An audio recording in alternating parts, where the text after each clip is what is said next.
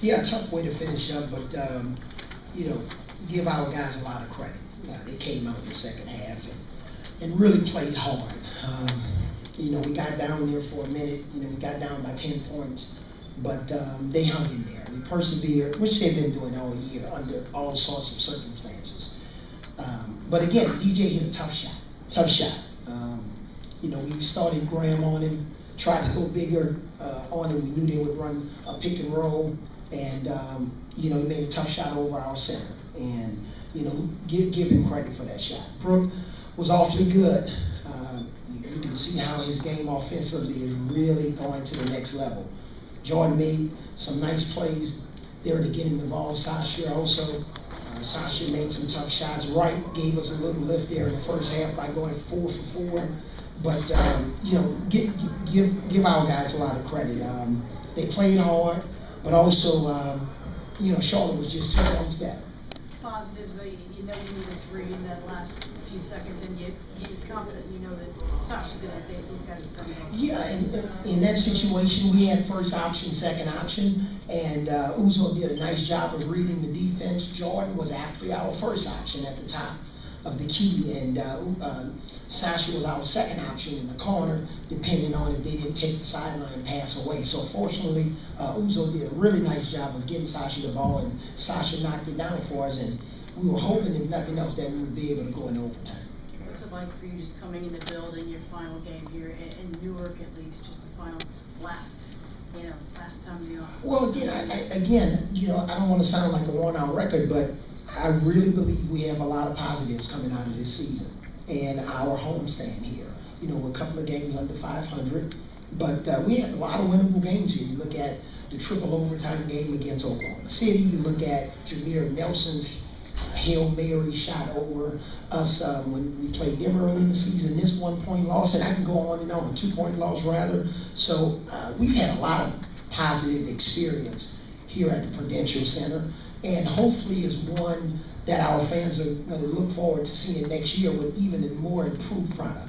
Coach, in a weird kind of way, was tonight's game symbolic of the season with you guys getting close with it? Well, I don't want to get into the symbolism of the season.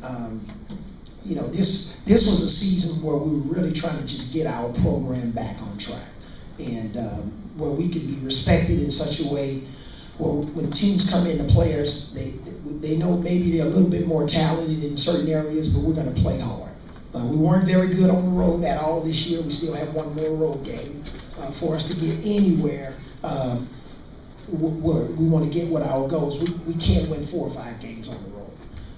But we're going to have to be a better team at home next year, and we're going to have to be a much improved team on the road, getting off to better starts, finishing games. So that's what we're looking forward to. I'm really looking forward to once the season ends on Wednesday that we can get back to work and really work on this program. Billy and I, this will be our first off season working together in terms of a draft, in terms of free agency. And that's what I'm looking forward to.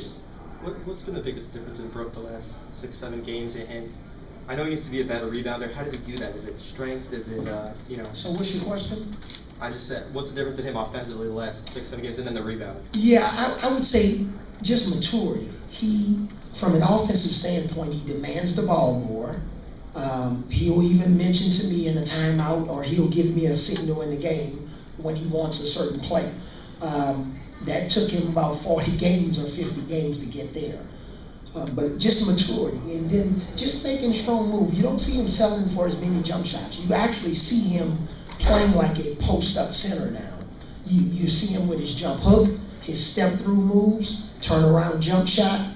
You see him getting to the finish line, the free throw line rather, and you know, just again, we know he has ways to go defensively in terms of defending the paint, getting over in help side defense quickly, rebounding the basketball, the easy rebounds and the dirty rebounds. But I just see the maturity. Even in the fourth quarter, he has a certain look on his face and a certain demeanor where he's much more mature in the way he communicates and even his body language.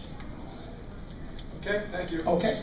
Yeah, well, what time are you guys doing on Thursday? I mean, obviously, I wish we were winning these games, first and foremost, but I think the team's been playing well. And I guess it'll just be good for me in the offseason to finish off well in Chicago. You've been asked this 1,000 times. What has the difference been for you? If you had to pinpoint one thing. I'm just trying to be aggressive. I don't know. Okay. Beats me. It's going in the basket. I don't want to overanalyze it. Okay. Brook, not to overanalyze, but just to talk about just the aggressiveness. We see you cut through. I don't know how did you squeeze through those two defenders down low? I saw a tiny opening, and honestly, I put my head down and pushed a little. Just for you, we've talked about just summing up the season, what your thoughts have been, and I know it would have been great to have a win here at home, but I mean, you guys still had a great effort again. Yeah, we had a great effort, and obviously we're building to something bigger, and we got one more, but the fans showed us a lot of support tonight at home, and again, I just want to thank them for it. DJ made a tough shot at the end. I thought we played it the best we possibly could. For you, 10 30-point games this year, and you're also going to, no matter what happens in Chicago, you're going to end the season averaging 20 points. I mean, can you just talk about your development a little bit, and just offensively? I just want to continue to grow, obviously, and I want to be someone the team can rely on down the stretch. So can we expect you to start every game next year as well, too? Big Cats. I don't know if I might got that. Avery said I don't know why I wouldn't be proud of it. Avery said he and Billy have a lot of work to do in this offseason. I mean, what do you want to see them build around you? I know we got a lot of good guys here. Obviously, and just whatever happens, just guys with winning attitude, and the guys who most importantly want to be here. Want to be here for the long haul. Brook, I'm going to spend my offseason trying to fix my neck after trying to talk to you all year long. How are you going to spend your off time, Brook? I don't know. We got one more game, so I'll think about it and then tell you. Brook, what do you think you have to do better as a baseball player going into the offseason? Everything. I was going every offseason trying to work on everything, but no means I'm a perfect player in any area. In any area, there's loads of areas that I'm just very poor at. So I'll be working on everything.